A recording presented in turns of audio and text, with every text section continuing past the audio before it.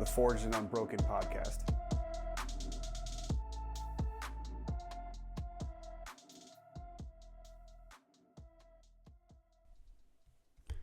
I recently attended a conference and I found myself in a room where others had experienced hurt, loss, and danger to their lives. And it's not hard to find in this profession. Some experience more than others, but rest assured, you do this job long enough and it's just a matter of time before hard events are going to come your way. And this can cover a wide range of causes, from poor leadership to a career-changing injury to losing a brother or sister, or perhaps it's just the stress in a relationship at home or work, or the health concerns of a loved one. No one is immune to it, and it can be in our careers, in the firehouse, or at home. And it was in that room of fellow professionals that I was reminded of a quote: "Pain is inevitable, suffering is optional." It's a quote that has been often cited throughout history, though there's disagreement on where it first originated, and that's neither here nor there. This idea encapsulates so much of the human experience. Further, it is in this construct that separates those who seemingly make it out of the din of hurt, or those that allow this pain and suffering to further its hold. It's growth versus injury. But if you allow it, it's a double injury. The first of the initial pain, and the second being the suffering that you take on. Now, evolutionarily speaking, thinking negatively or pessimistically could have been a mode of safety. To think of all the bad things that could happen to you, like running out of food or being mauled by an animal, propped up decision-making that led to safety. And as far as the tribe is concerned, to have awareness of your status and how you operate within the tribe meant that you are aware of your safety within it or your chances of being expelled from it. And these were primal instincts that led to safety in the group.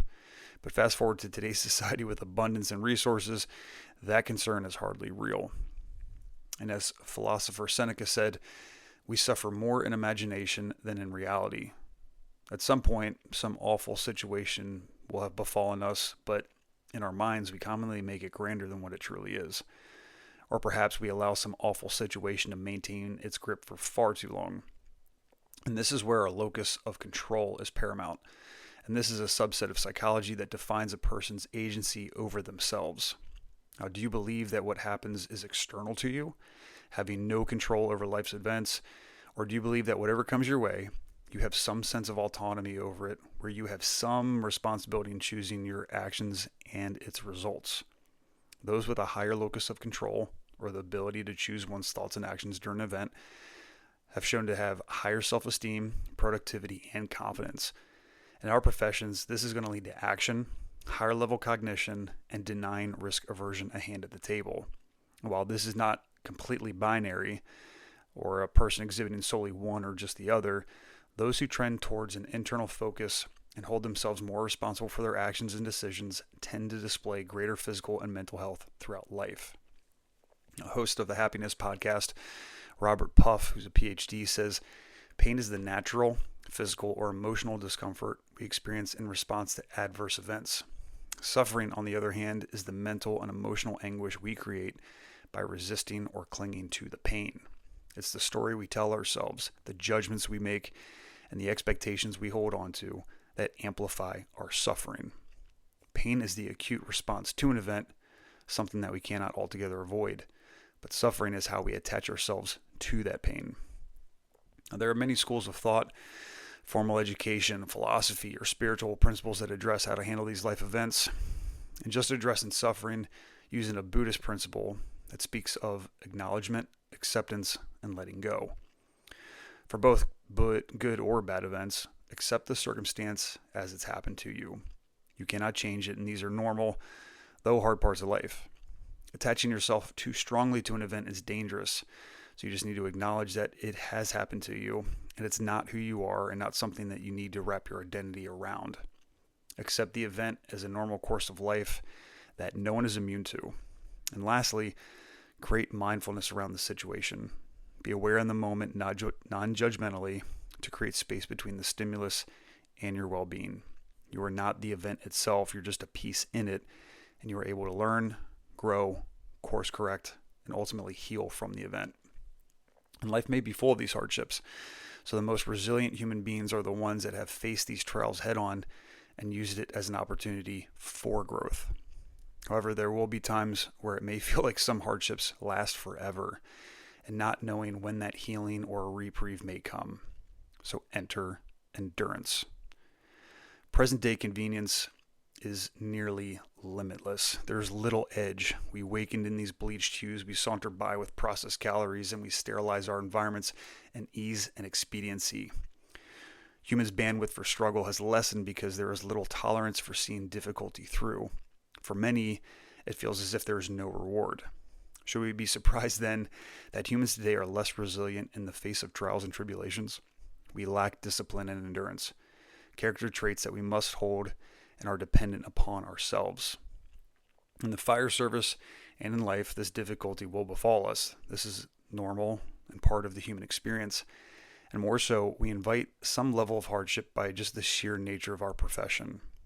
Over 57% of firefighters will at some point in their career experience moral injury.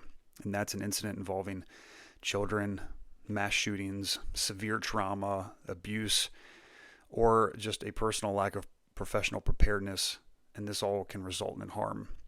Further complicating life in this profession, 40 to 50% of firefighters binge drink at some point, over a third are overweight or obese, and a lack of professional expertise leads to PTSD symptoms because of an inability to perform in our profession. The interesting part of the latter is that these are items that we can control. Now, retired U.S. Navy SEAL Micah Fink says, "You are the energy source that feeds your own demise. You feed your own destruction and then complain about the very thing that you are feeding. You are feeding, clothing, and arming your own captors." Now, due to the severity of high-risk incidents or the frequency of the calls throughout, the stress hormone cortisol doesn't really have time to burn off. So this can also lead to a hijacked fight, flight, or freeze sympathetic nervous system. And when cortisol is ever present and not handled in a healthy way, health issues start to cascade in anxiety, depression, rumination, poor sleep hygiene, poor cognition, and reduced immunity. And when these issues take hold, it seems like a mountain of work to start the journey of physical and mental wellness, of personal discipline and action. It seems too great. And so instead, we turn our attention to ease. So the social media doom scrolling, the grab and go foods, we wear down a spot on the couch, we oversleep, we undersleep, we over-caffeinate, and we don't nurture relationships of our inner circle, and we don't pay attention to the relationship to ourselves. We give in to adversity and the setbacks. So again, let's first realize that this is part of the human experience. And across time and place, religions, Stoics, philosophers, and thought leaders have all discussed endurance of and through hardship. So let's look at some of these passages. Ancient Roman philosopher Seneca said, "I judge you unfortunate because you have never lived through misfortune. You have passed through life without an opponent. No one can ever know what you are capable of, not even you." Roman emperor and philosopher Marcus Aurelius said, "Everything that happens is either endurable or not. If it's endurable, then endure it. Stop complaining. If it's unendurable, then stop complaining. Your destruction will meet its end as well. Just remember, you can endure anything your mind can make endurable by treating it as in your interest to do so." For many, the obstacles saturate our perspectives and it disallows clear thinking, but therein lies the answer. The obstacle becomes the way, and we must meet it head on. When we build our discipline around habits that nurture overcoming challenges, we are increasing our resiliencies to any struggle in life. Our 0 to 10 scale is becoming broadened, and we also change the brain chemistry in our prefrontal cortex to deal with future hardships in a more productive way.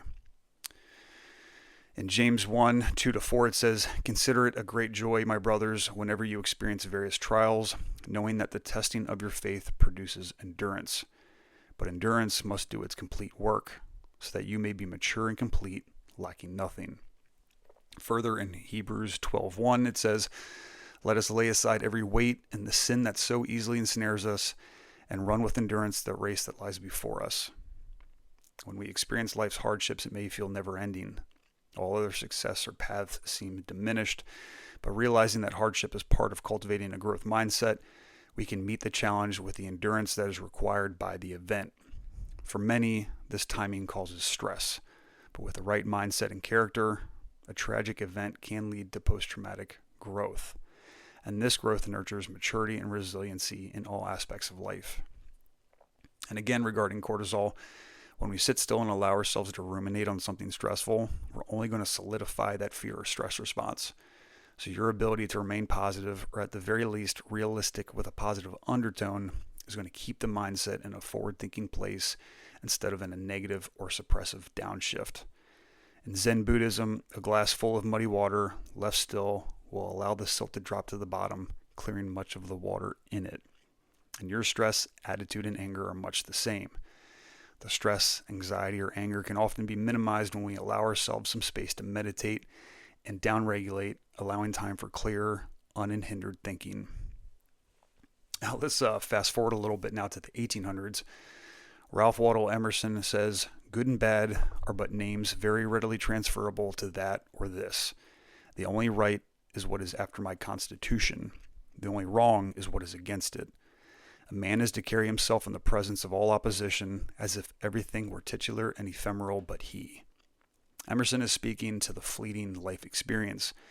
We invite intrusive thoughts and people into our minds and lives without realizing that we are giving credence to things outside of ourselves, items that we would never seek their opinion but allow rent-free in our minds. Much of what we give weight to holds no formal authority and is short-lived. So why do we allow ourselves to become subject to them? So herein lies the analogy for life. Struggle is divine. Whereas a Stoic principle turned old sailing adage goes, Luctor et Emergo, and it means I struggle and emerge, or I struggle and rise up. How many times in life have we gone down a path to be met with difficulty, ambiguity, hardship, loneliness, realizing a lack of preparedness or knowledge to even know how to forge ahead? And oftentimes we look behind us because that's the known path, or maybe that's the safe place of knowing where we've come, and there's comfort in what is known. Or perhaps we just stay stagnant and we yield to the pressures of work and life. But that's where we're going to stand at this crossroads, and we need to decide. So the internal monologue becomes distracting. Do I stop? Do I keep going? But growth comes from change. It doesn't come from being stagnant. The rearview mirror is there to check what is behind us, but we don't turn around in our seat to change trajectory. When you do come out on top, it's that literal mountaintop, or maybe it's just the challenge you've been facing day in and day out of your life. I invite you to lean in towards the challenge. We must be incredibly diligent and deliberate in finding uncomfortable areas in our life. And I don't necessarily mean discomfort in relationships and politics and health and finance. These are items in our lives that already cause undue stress and strife. What I'm talking about is to find challenges in life that nurture a growth mindset. Those in life that face adversity and come out the other side relatively unscathed find better physical well-being, higher life satisfaction, and fewer psychological and physical ill symptoms, according to a University of Buffalo study that followed over 2,500 people over a multi-year period. Now, where do we actually find calculated growth discomfort? Find something that's going to make you uncomfortable, preferably in nature, and this is going to be where safety nets are removed and the playing field is brutally even. According to the research, they must also be rather primal, like in the wilderness, compared to something more contrived like an organized team sport or some urban marathon. Hikes in the wilderness, outdoor activities in inclement weather, backcountry hunts, long-distance swims, these are all just small examples. One such challenge I heard of was about a gentleman who moved a rock underwater for 5 kilometers. He never allowed himself to touch land before the feat was accomplished. He would dive down, he would move the rock along the ocean bottom as far as he could, and he would come up to catch a breath, tread water, dive back down, and he repeated this until all 5 kilometers of moving that rock were complete. Now, whatever you decide, it must be something that is going to stick with you for quite a while. And for me and my personal experiences, I know that I lived off the high of accomplishing the task for months and months afterwards. And there's really just 2 rules that apply. 1, don't die. And 2, it's got to be uncomfortable. Now, you need more reasons why enduring hardship and facing challenges head on is something worth pursuing. Douglas Fields of the National Institute of Health describes it as making short-term memories into long ones, because memories are about the future. We retain experiences that may be of survival value at another time. University of Buffalo psychologist David Seary says, it's a toughening process. It should give this internal capacity that leaves me better able to deal with many things.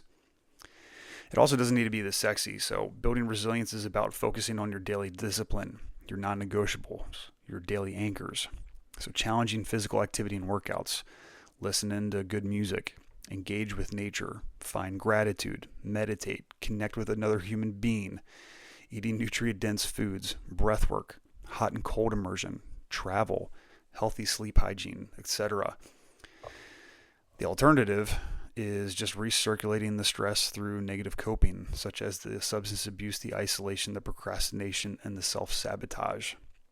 It goes back to simple, not easy.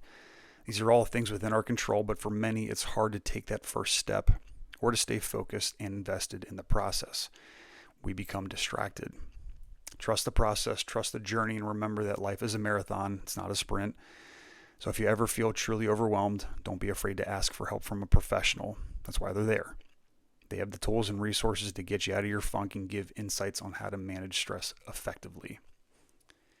So how important is this mindset for the human element? Even more so for those of us in public safety.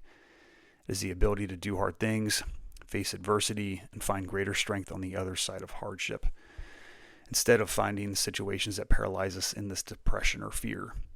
Our entire careers are largely dependent on facing adversity and still being able to do it again and again for possibly decades. If we're ever at a point where we are unable to perform, we're a liability to our team and ourselves. So get comfortable being uncomfortable and find ways to nurture your growth through tactical adversity. What's even better, get your team to do it together. You'll be better for it, body and mind. Thanks everyone for hanging out. If this is something you appreciated, every Monday I have a growth mindset episode that's only for the Patreon members, where we have short snippets that gives you something to focus on every week. Please like, share, and subscribe to the podcast. Check out the Patreon page where every day you get a workout. There's early access to the podcast, the In-Extremis Readiness podcast for Mayday preparedness, growth mindset episodes. There's now a new meditation series coming out, and weekly mobility videos for injury prevention and rehab, plus a lot more like suggested reading lists and all kinds of workout programs. So if it's something you're interested in, it's only $6 a month. 1/3 of your membership goes to charity, and each quarter you have an opportunity to get a member give back. So thanks everyone. Check it out.